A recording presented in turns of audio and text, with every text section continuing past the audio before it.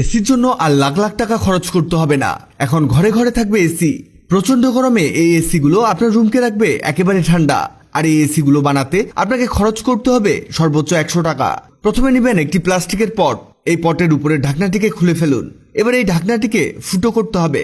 আপনার বাসায় তাতাল না থাকলে আপনি কাঁটা চামচ গরম করে ফুটো করে নিতে পারেন, তবে এক্ষেত্রে অনেক বেশি ফুটো করতে হবে। দেখুন আমরা কতগুলো ফুটো করেছি। এবার লাগবে একটি মোটর।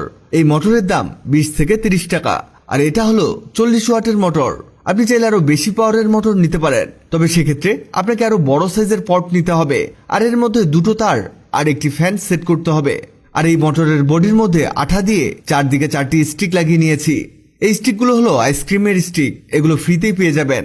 এই দেখুন, এটা এমন হবে। এটা তৈরি হয়ে গেলেই আমাদের কাজ শেষ। শুধু পটের উপরের দিকে এই ফ্যানটিকে সেট করে দিতে হবে।